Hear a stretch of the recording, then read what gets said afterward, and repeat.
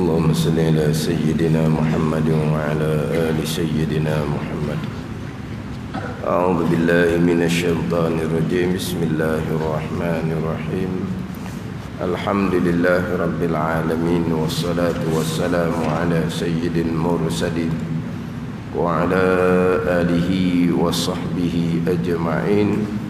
رب اشرح لي صدري ويسر لي أمري واحلل عقدة من لساني يفقه قولي. سبحانك لا علم لنا إلا ما علمتنا إنك أنت العليم الحكيم. ولا حول ولا قوة إلا بالله العلي العظيم.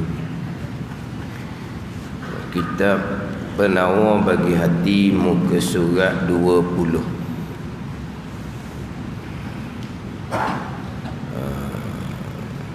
Petok yang kedua daripada atas.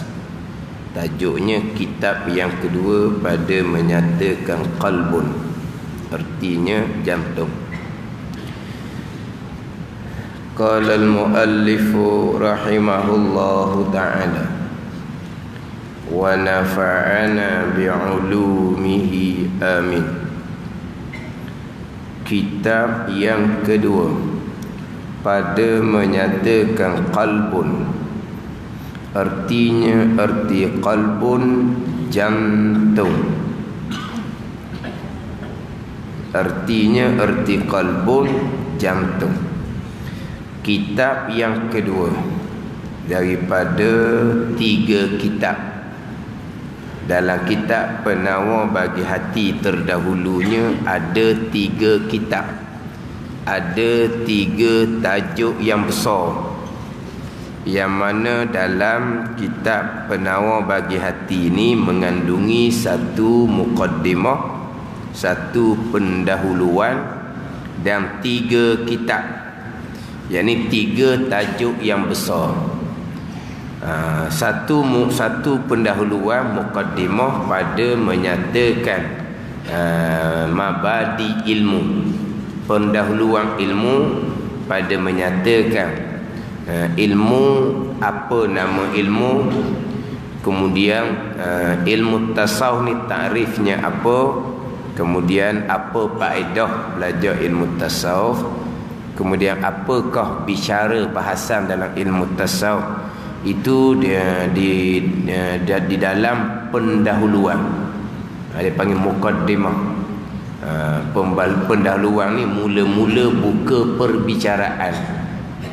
Jadi di pendahuluan didatangkan, dipanggil mabadi ilmu. Mabadi ilmu ni permulaan ilmu. Sebab saya kira kita nak belajar apa-apa ilmu, kita kena ada pengetahuan serba sedikit berkaitan dengan ilmu tu sendiri. Ilmu apa? Ilmu tasawuf namanya. Kemudian takrif ilmu tasawufnya apa? Faedah belajar ilmu tasawuf. Ilmu tasawuf ni hantaran dia, maudhu' dia, agenda dia, bicaranya apa. Kemudian apakah hukum belajar ilmu tasawuf? Kemudian istimdak dia, ambilan ilmu tasawufnya di mana.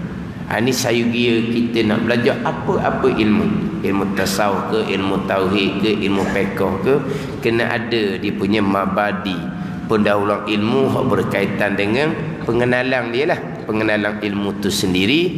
Jadi dinyatakan dalam kitab Penawar bagi Hati di bawah tajuk pendahuluan, ataupun kalau kau Arab disebut muqaddimah. Diterjemah dengan pendahuluan. Kita sebut pendahuluan ni jadi bunyi tak berapa nak palu sikit. Kalau sebut kata muqaddimah ilmu, muqaddimah tu kita jadi macam palu sikit lah. Pendahuluan, pendahuluan tu jadi macam tak palu bunyi tau. Jadi pendahuluan muqaddimah dalam kitab bicara berkaitan dengan ilmu tasawuf. Kemudian dalam kitab ni ada 3 kitab, 3 tajuk besar. Jadi kitab yang pertama pada membicarakan 7 anggota zahir. Di bawah tu didatangkan 7 fasal, 7 cerayang. Masuk kitab yang kedua pada menyatakan sifat-sifat mazmumah. Di bawah kitab yang kedua ada 10 fasal, 10 cerayang, 10 tajuk pada membicarakan 10 sifat mazmumah. Kitab yang ketiga membicarakan berkaitan dengan sifat mahmudah, sifat yang dipuji pada syarak. Di bawah kitab yang ketiga 10 fasal pada menyatakan 10 sifat mahmudah. Ada 3 kitab dalam kitab Penawar Bagi Hati. Jadi selesai dah kitab yang pertama pada menyatakan 7 anggota, yang mana pada mukaddim pendahuluan kita hantaran ataupun maudhu' bicara ilmu tasawufnya adalah bicara hati, bukan bicara hak zahir. Kitab yang pertama pada menyatakan 7 anggota: mata, telinga, lidah, perut, faraj, kaki, tangan. Itu anggota zahir. Itu bicara hukum syarak zahir. Itu bicara dalam fiqh. Adapun bicara dalam ilmu tasawuf adalah maudhu'nya, agendanya, tempat bicaranya adalah hati. Tetapi sebelum dibicarakan berkaitan dengan hati, hati ni tempatnya di dalam. Jadi nak pergi kepada bicara dalam hati itu, kena bicara hak zahir dulu. Kena bicara anggota zahir dulu. Oleh sebenarnya bicara anggota zahir itu bukan dalam ilmu tasawuf bicara hati, tapi kena bicara hak zahir dulu, barulah kita boleh bicara hak dalam. Hak zahir ni mata, telinga, lidah tu semualah. Walaupun hak tu hukum syariat zahir fiqh bukan dalam ilmu tasawuf, tapi kena bicara hak tu. Barulah kita pergi kepada membicarakan hati. Sebab tu dalam permulaan masuk di kitab yang ketiga ni, pengarang sudah mengatakan bahawa ilmu tasawuf adalah untuk membersihkan hati. Tetapi untuk menyampaikan kepada membersihkan hati, terlebih dahulu kena membersihkan anggota yang zahir. Pembicaraan ilmu tasawuf adalah nak membersihkan hati daripada sifat kecelaan dan menghiasi hati dengan sifat kepujian. Tapi sebelum nak membicarakan berkaitan dengan membersihkan hati, nak sampai situ, dia kena bicara terlebih dahulu untuk membersih, menjaga anggota-anggota yang zahir. Baru masuk kepada bicara hati. Bukan kata Pak Zahir tak apalah, janji hati baik, mata tak jaga, telinga tak jaga, lidah pun tak jaga, lidahnya tajam, lidahnya kita kata sentiasa menyakiti hati orang, tapi lidah je nampak macam seumpama tu, tapi hati dia kata hati dia baik, lidah je jahat, zahir je nampak tak berjuru, tapi hati baik, tak ada tu. Itu bohong tu. Dia nak bicara hak dalam ni, jaga hak luar dulu. Jaga hak luar dulu. Kita bicara di sini hak anggota zahir. Tetapi termasuk bicara hak zahir adalah ketaatan zahir itu. Ketaatan zahir.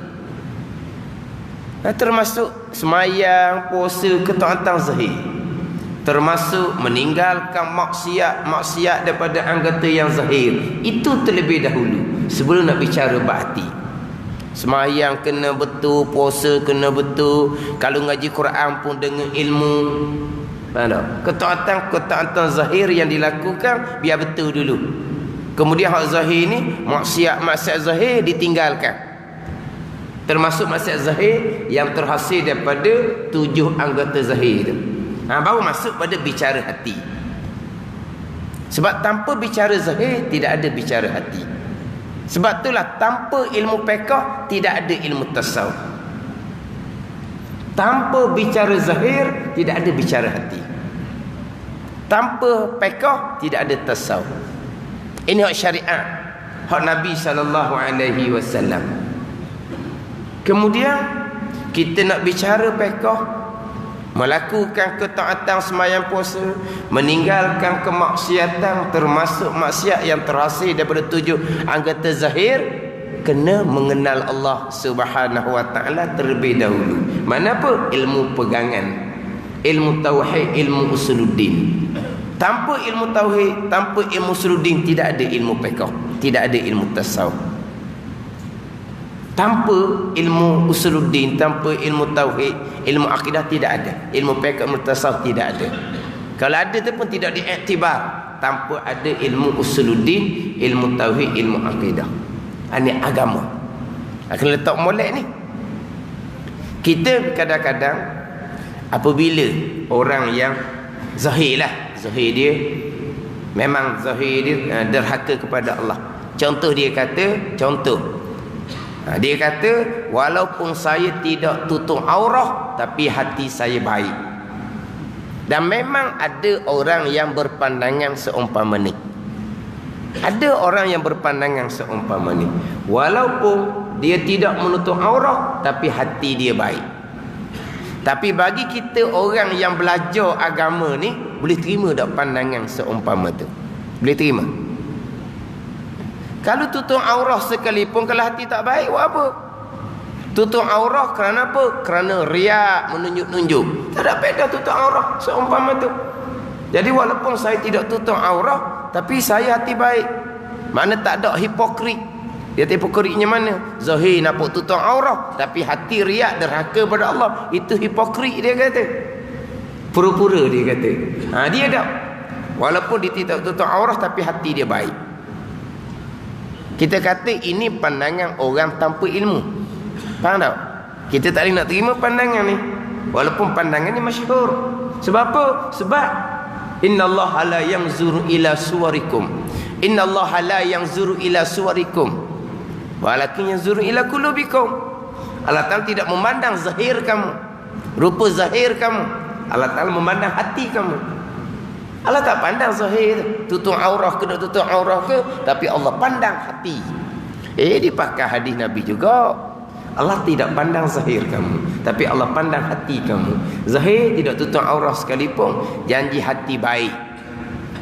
Mana? Bisa dengar tak seumpama tu? Dan memang masyhur di kalangan orang yang tidak ada ilmu. Tapi macam tidak ada ilmu, dia erti juga hadis tu. Allah tidak pandang zahir, Allah pandang hati. Allah tidak pandang zahir sahaja sebagai pandangan sesama kita. Pandangan sesama kita, kita hanya pandang zahir. Zahirnya baik, baiklah bagi kitanya. Hati kita tak nampak. Tapi Allah Ta'ala tidak seumpama tu. Allah tidak hanya memandang zahir, tapi Allah Ta'ala pandang sampai ke hati. Zahir itu akan bernilai jikalau hatinya ikhlas. Tapi kita dari segi pandangan zahir dunia ni, hak zahir itu bernilai dah. Sebab apa? Orang kata baik, orang pun mana harap percaya kita. Tapi di sisi Allah Ta'ala, Allah Ta'ala tidak akan terima hak zahir semata-mata tanpa hati kita seikhlas kerana Allah Subhanahu wa Ta'ala. Tapi nak ceritanya, ada tak pandangan orang yang seumpama ni? Ada. Hak ni hak nyata sesat. Hak nyata sesat. Dia kata dia bicara hati untuk ni ma'rifatullah hati ni, tapi dia semayangnya tidak. Ada tak seumpama tu? Dia kata ilmu makrifah dia tak semayang. Tapi bagi kita hak tu memang jelas-jelas itu ajaran sesat bagi kita. Tapi bagi mereka, bagi mereka yang ikut jalanan ni, macam mana anggapan mereka? Anggapan mereka lah yang sebenar. Kalau sembahyang sekalipun tapi hatinya tidak makrifatullah, sembahyang sekalipun tapi hatinya tidak sepenuhnya khusyuk kepada Allah Subhanahu wa Ta'ala, tak ada guna. Tapi apa dia, hati dia khusyuk, tak payah sembahyang dah. Sebab hati dia sentiasa sembahyang kepada Allah Subhanahu wa Ta'ala, bukan ada masa-masa. Ni hak syariat ni, sembahyang ada masa. Makna sembah Allah ada masa. Dia ni hati ni sentiasa menghadap Allah sepanjang masa. Tak perlu kepada 5 kali sehari yang ada masa-masa tertentu. Sedap juga dia duk main pasang dia. Yang kita duduk semayang ni kan 5 kali masa ni je. Lepas tu habis semayang. Tak ada semayang. Dia tak. Zahir dia tak semayang, tapi hati dia sentiasa menghadap Allah siang malam. Tidur pun nampak mata tidur, tapi hati menghadap Allah. Tapi bagi kitanya tu sesat. Apa benda semayang pun tidur bagi kita. Tapi bagi mereka sama macam tadi. Tidak tutup aurat tapi hati baik. Hak tu bagi kita memang jelas tak betul. Tapi macam mana dengan orang semayang tak tinggal? Orang semayang tak tinggal, bicaranya hati. Semayang tak tinggal, mana kalau kata aurah gok memang sempurna, bicaranya hati. Tiba-tiba walaupun semayang tak tinggal, tapi ilmu pekoh semayang tak ada. Walaupun semayang tak tinggal, tapi ilmu akidah mengenal Allah tidak dibicarakan, tidak dititik beratkan. Macam mana? Bicaranya hati, tapi ilmu pekoh semayang tu pekoh. Ilmu akidah untuk sah ke-6 rukun iman, adakah dititik beratkan? Tidak. Macam mana pula tu? Tapi bicaranya hati. Zahirnya sembahyang, kuat sembahyang, tapi semayang tanpa ilmu pekoh, semayang tanpa ilmu akidah. Macam mana? Kalau hak tadi tak semayang dikata dibicara hati, kita kata ajaran sesat, sebab nyata tak semayang. Jadi macam mana yang sembahyang tapi tanpa ilmu, tanpa ilmu pekoh, tanpa ilmu akidah, ilmu tauhid? Dia semayang tapi tanpa ilmu pekoh, tanpa ilmu akidah. Bicaranya hati sepanjang masa. Macam mana? Bagi kita nak bicara hati, mulai daripada akidah, mengenal Allah, pergi kepada pekoh zahir kita, mengerjakan segala suruhan dan meninggalkan segala larangan. Mana larangan? Hak terasih daripada 7 anggota zahir. Lepas bicara di situ, baru kita masuk bicara berhati. Hak ni hak kita duduk bawah. Faham tak? Tapi ini cerita dia punya aturan susunan.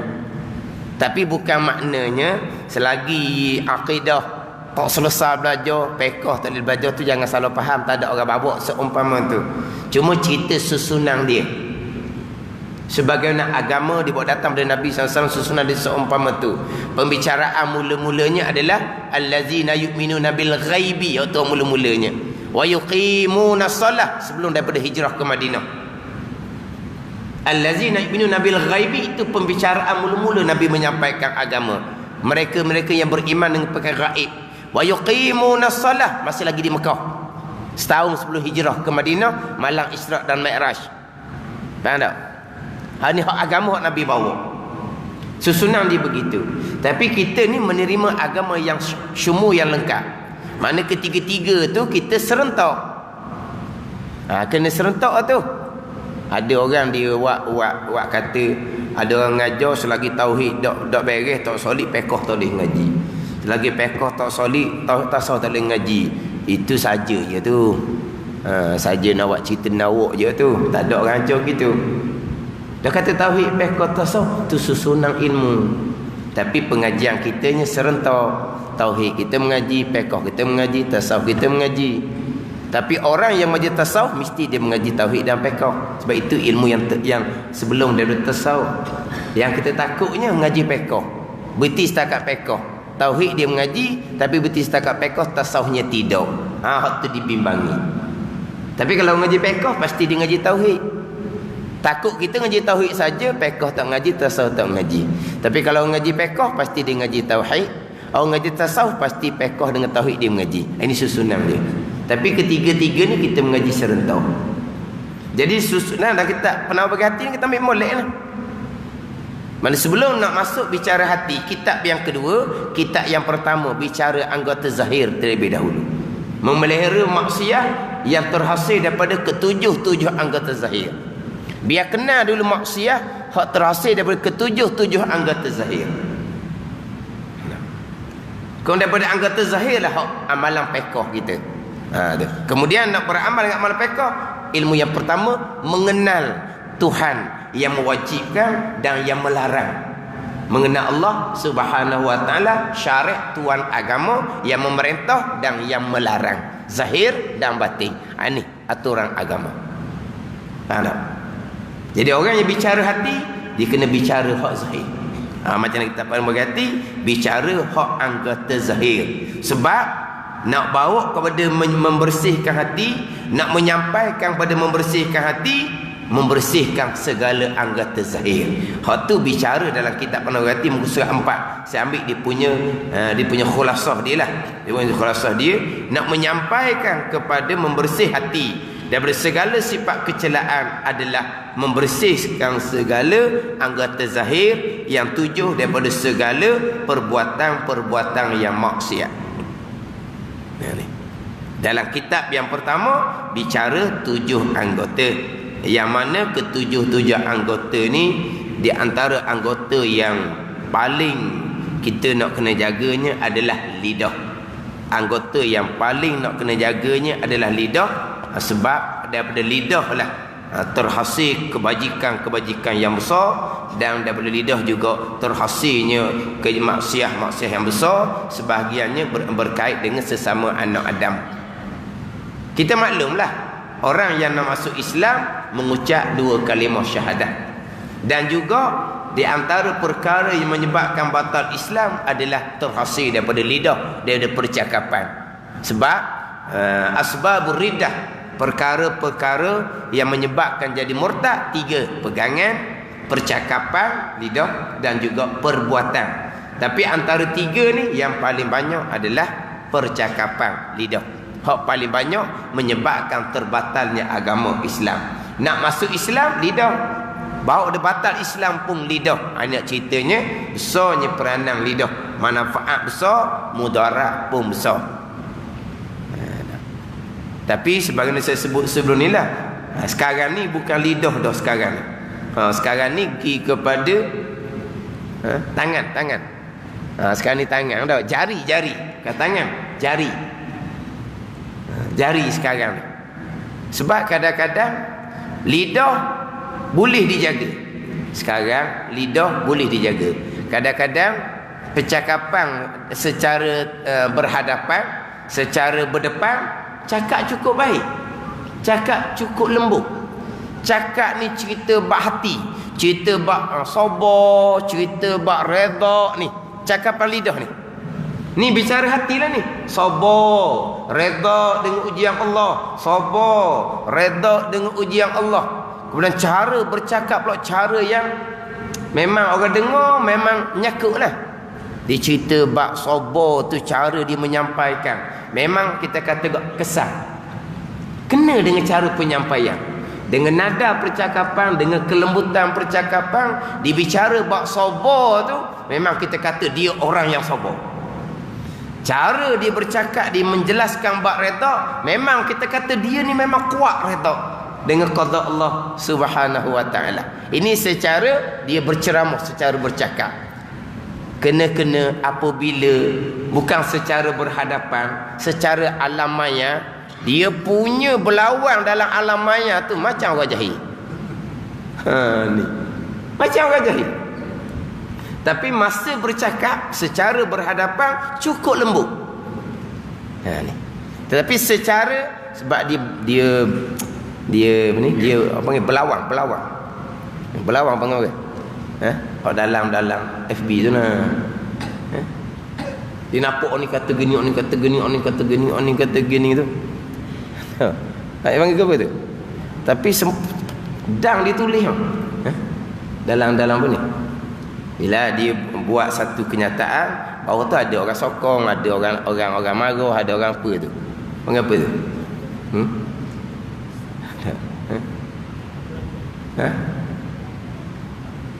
Yang mana kadang-kadang tadilah masa bicara secara berceramah seumpama ni memang lembut lidah. Sabar redha tu memang dicerita tu memang jadi cara penyampaian dia. Ni kita ceramah bab sabar, tukang ceramah backing. Jadi orang kata sabar apa gitu. Yalah penceramah cerita sobo. Tapi masa penceramah tu cerita backing dia, nampak tak sobo tu. Tapi apabila orang pandai ni, mana dia cara dia cerita tu, memang kita kata dia memang orang sobo. Tengok kepada dia punya ni cara percakapan dia, kita kata dia orang sobo. Tetapi bila kita buka dalam FB orang berkenaan, apabila dia tulis dalam FB dia, mana kalau kita kata kau kritik lah, kritik satu-satu jemaah contohnya, dalam FB dia kritik satu-satu jemaah ni pengikut dia ramai, penyokong dia ramai, orang yang mempertahankan satu-satu jemaah ni ramai, yang masing-masing mengaku jemaah dia sebenar. Kullu hizbin bima ladaihim farihun. Tuan kata tiap-tiap kumpulan ni dia bergembira dengan apa yang ada pada sisi mereka. Tiap-tiap kumpulan ni, tiap-tiap jemaah ni beranggapan dialah yang sebenar. Jadi apabila dalam FB tu komen satu-satu jemaah, maka orang ahli jemaah tu akan lawan balik. Lawan balik ni tuan punya FB lawan juga. Lepas tu lawang ni pula dengar capur dah, mula-mula tu gitu lagi. Lepas tu lama-lama masuk makian. Hak daripada luar tu makian. Hak apa panggil tuan rumah, hak panggil tuan tanah. Hak tuan punya FB tu dia panggil tuan tanah, dia panggil tau. Dok ni tuan dia panggil tuan tanah, tahu. Yalah FB dia lah. Dialah tuan. Tuan tanah dia kata. Jadi bila orang hak mari luar ni serang, tak ada sobo tuan tanah. Hak cakap sobo tu sampai masa hak main jari ni tak ada sobo. Dia punya berlawan balik tu macam sama-sama gojai. Macam sama-sama gojai. Mana hak cakap tu boleh, tapi apabila bersendirian, hak ni bersendirian tau. Buku-buku kita pelawang-lawang, kita perato orang lawan balik, kita pun lawan kita tato, bersendirian tau. Bila bersendirian ni memang bebas. Depan orang lembut lah, main depan orang. Tambah berceramah pula kan, lagilah lembut. Cakap depan orang lembut. Tapi kalau seorang diri, ni kanang ni, penuh dengan makian, capur dengan fitnah, capur dengan adu domba, capur dengan umpatan. Ini apa semua ni? Ini semua yang dosa-dosa besar yang berkait dengan anak Adam belaka ni. Anak kira macam mana? Dulu tak ada main kau tu dulu ni. Mu kata kat aku kata ke mu, mu kata kat aku kata ke mu. Kalau dulu lidah. Faham tak? Dia kata kita balah, dia kata kita balah. Mana timbul maki aku tu lidah. Sekarang ni Gimana? Ini semua hak maksiat yang terhasil daripada anggota zahir. Kalau kita hak anggota zahir kita ni kurang kawalan, uzlah ni kita asingkan diri. Jangan babitkan dengan perkara-perkara yang mendorong kita kepada kejahatan. Kita orang tak sabar. Jadi kalau main, yang kadang-kadang dia sendiri yang tulis dalam FB-nya, dia ni kritik satu-satu jemaah. Apabila ahli jemaah tu balah balik, jadi mana sepatutnya dia tak salah dok lawang sangat. Lawang sungguh, bukan lawang dah jadi capung ngemakian. Jadi kalau tu tengok kok tak ada sebagaimana hak pertuturan lembut tu tidak ada. Walah kalau kira orang boleh buka tu macam mana FB dia, macam mana karakter dia yang sebenar. Hak cakap lembut, cakap beralus ni, mana cakap memang kalau dengar kok memang pandai dia. Nak tahu karakter sebenar, buka dalam FB. Lepas tu kalau kita tak mampu nak kawal diri kita, jangan babitkan. Ke mana? Dia benda tu benda yang besar manfaat, tapi besar mudarat. Besar manfaat kalau kita boleh masukkan perkara-perkara yang baik. Yang baik. Kalau orang lawan balik, orang duduk balah balik, ceritalah cara molek. Lepas tu kalau dia main nafsu pula, hak lawan, hak masuk dalam FB kita tu, kita tak sedut turutlah. Berarti setakat tu sudahlah. Bila dia tak puas hati, kita cerita benda sebenar. Dia pakai nafsu dia juga, jadi tak ada lawan dah nafsu. Kalau kita lawan nafsu dia, kita akan jadi nafsu juga nanti. Kita setakat dia. Sebab kita dia tidak boleh mujadalah. Munazarah tak apa. Mujadalah ni yang panggil berlawan kerakai. Kita cakap Terengganu kerakai. Tak boleh gitu. Kita menegakkan kebenaran. Nampak macam orang nak terima, kita teruskan. Kalau nampak macam orang ni main mujadalah, dia main kerakai, main degil dia, kita kena henti. Kita kena henti. Kita henti perbantahan seumpama tu dalam keadaan kita sebenar, Allah Ta'ala akan bina rumah di mahligai di puncak syurga. Kalau kita berhenti berlawan dalam keadaan kita sebenar, ini sukar. Kita sebenar, macam mana boleh kita berhenti? Tapi kenapa kita berhenti? Sebab tak ada manfaat dah. Dia tak main ikut hukum dah ni, ikut nafsu dah ni. Kita pun berhenti. Dalam keadaan kita sebenar, akan dibina mahligai di puncak syurga. Faham? Sebab payah tu nak berhenti kalau kita sebenar. Dan kita nak cerita benda sunnah, tapi dah nampak tambah, kita berhenti lah. Kalau boleh duduk tangga tu, tak apalah. Kalau tidak, kita uzlah, kurangkan. Jadi tak tahulah orang yang berperanan dalam main-main umpama ni, dia guna masa banyak mana, wallahu a'lam. Kita yang tukang baca, hak dia duk balas ni pun habis masa juga. Dia hak tukang berlawan ni habis masa ke tak? Kita hak tukang baca je, tengok warna ni tadi molek lagi nampak, dengan ada campur ilmiah lagi mula-mula. Lama ni kau pelik dah ni. Mana kita yang tukang duk baca tu pun habis masa kitanya. Ingat ke sekejap je? Ingat ke setengah jam dah? Mula-mula 10 minit je. 10 minit naik setengah jam, naik sejam. Tak sedar dah nak tidur masa mana. Dah duk baca ni. Jadi kita baca saja ni pun habis masa. Kita tukang baca ni pun serung dah bacanya. Jadi orang yang terbabit pekerjaan seumpama tu, macam mana masa dia? Banyak dah masa yang digunakan. Tapi dia lama-lama tak dia lah. Lama-lama sudah pergi kepada sakit menyakiti sesama anak Adam. Sakit menyakiti sesama anak Adam, itu dosa sesama manusia. Ini payah. Dia kata nak jaga anggota zahir, boleh kita boleh bicara bak hati. Tapi bukan maknanya sempurna pelera anggota zahir berbicara hati, bukan. Macam sebut tadi lah, bicara hak zahir, bicara hati serentak. Kan tak? Sebab dia ada kaitan antara anggota zahir dengan hati. Sebab nak menyampaikan kepada membersihkan hati, dia kena membersihkan hak zahir. Kemudian nak jadi hak zahir ni lacau molek jaga, dia babi pula dengan hati. Sebab hati ni diumpamakan dengan raja.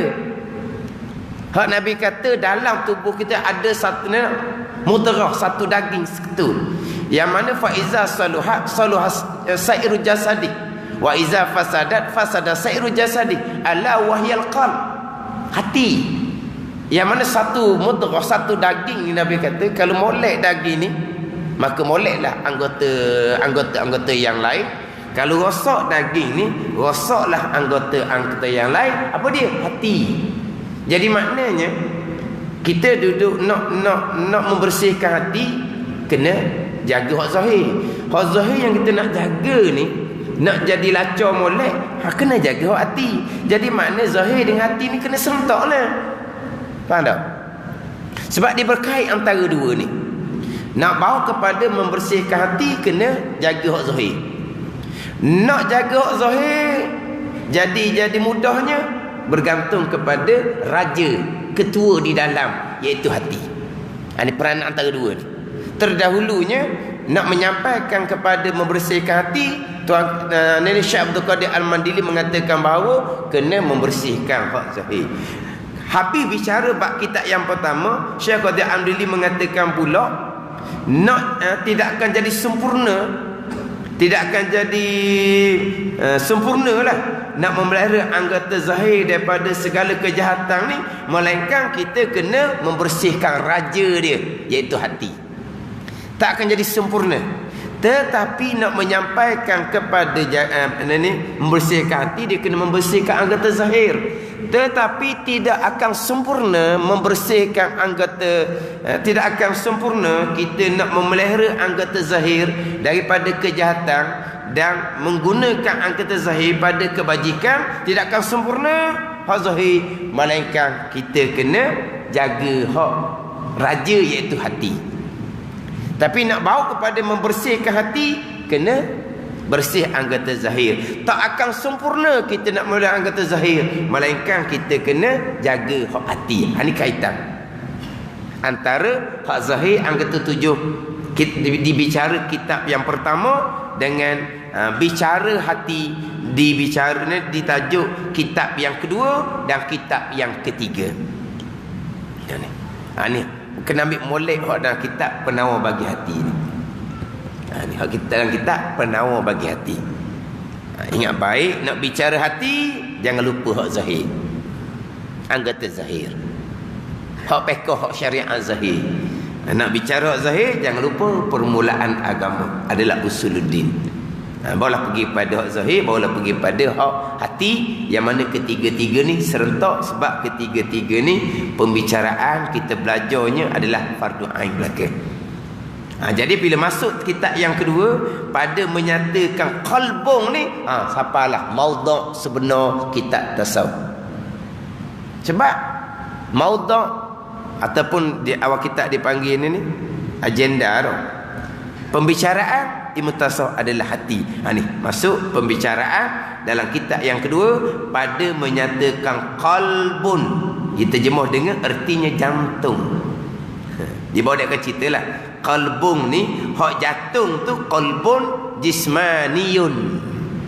Hak qalbun hak doktor duk beki di hospital tu. Hak tu hak jantung. Hak qalbun satu laginya qalbun ruhaniyun. Ni hak di dalam tu. Dia akan cerita antara dua ni. Tapi bicara qalbun di sini adalah qalbun hak ruhaniyun, hak dalam tu. Hak qalbun hak dalam tu. Setengah mengatakan qalbun tu adalah ruh, setengah mengatakan qalbun tu adalah nafsu, setengah mengatakan qalbun ke ruh ke nafsu ke satu makna saja, sebagaimana pandangan kita ni.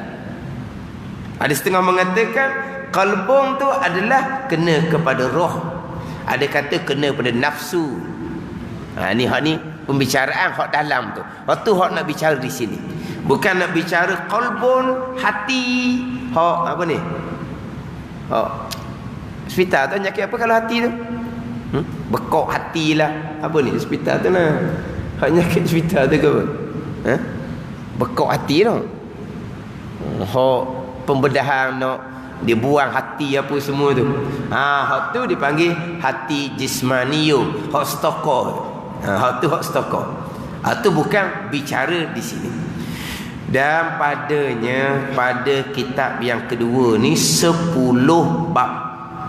10 bab yang mengandung akan sifat kecelaan yang 10. Sifat mazmumah hak 10. Sifat mana? Sifat ghadab contohnya. Ghadab, pemarah. Dia bicara bab sifat ghadab, sifat pemarah. Dia panjanglah bicara ghadab ni, sebab sifat ghadab, sifat pemarah ni kena ada juga. Tapi ghadab pemarah hak mana? Pemarah hak mazmumah ni hak mana? Kalau tak ada sifat pemarah, kita tidak akan sensitif dengan apa yang berlaku. Tak sensitif. Apa yang berlaku di luar pun kita tidak sensitif. Apa yang berlaku di rumah kita pun kita tidak sensitif. Apa yang berlaku di luar macam-macam pun senyum je dia. Tak ada langsung sifat pemarah. Tak jadi gitu. Sifat pemarah tu kita perlu. Tapi pemarah mana kau hak mazmumah? Kena ngaji molek. Bukan maknanya apabila sebut agama tak boleh marah. Kan ada orang kata kan, apa ulama marah? Dia ingat mana orang alim ulama ni dia kena lembut, tak pernah marah-marah. Dia tak baca kisah Sayyidina Umar radhiyallahu anhu. Kisah Sayyidina Umar macam mana? Tapi kisah Sayyidina Umar tu 18 ayat dalam Quran yang membenarkan Sayyidina Umar radhiyallahu anhu. Ni kan Sayyidina Umar kan gini, ya Rasulullah, dia lalu, ya Rasulullah. Dan Quran 18 tempat membenarkan Sayyidina Umar radhiyallahu anhu. Tiba-tiba sekarang ni ulama, orang berilmu tak boleh marah. Tak boleh marah mana pula? Tak boleh marah. Kena marah lah. Mereka lagilah kena marah. Sebab mereka berilmu, mereka tahu hukum hakam. Apa benda yang betul, apa benda yang salah, mereka yang marah. Dia kata tak boleh marah. Kena tahu molek ni sifat marah ni. Nabi SAW sendiri terkadang berpaling muka daripada sahabat. Nabi SAW sendiri terkadang merah muka Nabi yang mulia. Faham tak? Merah muka Nabi yang mulia. Mana apa? Kena ada marah tu. Tapi hak mana kau mazmumah, hak mana kau yang diperlukan. Sama juga kita kata dalam rumah kita. Kalau kita jenis mak ayah hak jenis boleh pijak kepala tu, tak apa je, senyap je. Orang kata baik sungguhlah mak ayah dia. Anak dia buat gapo pun tak marah. Baik apa gitu. Ada kan pesen tu kan? Tak marah. Anak dia nak buat gapo pun tak marah. Anak dia nak pakai yang pesen mana pun tak marah. Anak nak keluar rumah pakai ketak-ketak pun tak marah. Siap ayah pula gatal anak dia keluar nak pakai ketak, ayah bawa motor gendong, ayah pakai piah. Nak kata ke mana? Ayah pakai kopiah, gendong anak pakai ketak. Anak lagi mana nak pergi pasar. Tu ayah dia tengok dah anak pakai ketak, tak apa, tak marah. Salah tu. Hak mana hak marah, hak mazumah, hak mana hak marah tu mesti. Ni kena ngaji molek. Tak tengok gitu. Ayah pakai piah, dia gendong anak di belakang pakai ketak. Baju selok nampak luar dalam, depan tu pakai piah. Ayah. Nak kata gua ni tu. Bagus ni, tak marah. Baik orang kata. Dah baik gitu. Jadi hak mana hak ghadab, hak sifat mazumah, dengkinya hak mana dengki dibenarkan pada syarak, kedekutnya hak mana kau kedekut dibenarkan pada syarak, kasih akan hartanya hak kasih akan kemegahan dan dunianya hak mana takabur hak dicela pada syarak, mana takabur yang dibenarkan oleh syarak. Sifat celanya, sifat riak mana kau yang dicela, riak mana kau yang dibenarkan pada syarak. Kena ngaji belaka tu. Apa di sifat ujub? Ini semua di antara ilmu fardu ain kepada kita. Sekurang-kurangnya mengetahui 10 sifat mazmumah. Yang mana sifat mazmumah Islam kita ada 70. Tapi hak ibunya daripada 10 sifat mazmumah. Hak ibu, hak bapa-bapanya 10. Dibicarakan dalam kitab ni, dia ada 10 padanya 10 bab yang mengandungkan akan sifat kecelaan yang 10. Hak fardu ain kepada kita mengetahui, dan fardu ain kepada kita membersihkan hati daripada sifat kecelaan, sifat mazmumah, sifat yang dilarang pada syarak. Ketahui olehmu bahawasanya qalbun itu ada baginya 2 makna. Ada qalbun jismaniyun, hak stokoh, hak cerita di hospital tu. Satu laginya adalah qalbun ruhaniyun. Ni hak kita nak bicara dalam kitab ilmu tasawuf adalah qalbun ruhaniyun. Yang setengah mengatakan qalbun ini roh, ada setengah mengatakan qalbun ini nafsu, ada setengah mengatakan ketiga-tiganya adalah satu makna jua. Wallahu a'lam. Bismillahirrahmanirrahim. Alhamdulillahirabbil alamin, wassalatu wassalamu ala sayyidil mursalin wa ala alihi wa sahbihi ajma'in. Allahumma ftah alaina futuhal arifin. Allahumma allimna ilma aqdamin wa fahimna famasabikin warzuqna riqat talibin. Allahumma zidna ilman wa alhiqna bis salihin. Wa sallallahu ala sayyidina Muhammadin wa ala alihi wa sahbihi wa sallam. Walhamdulillahi rabbil alamin.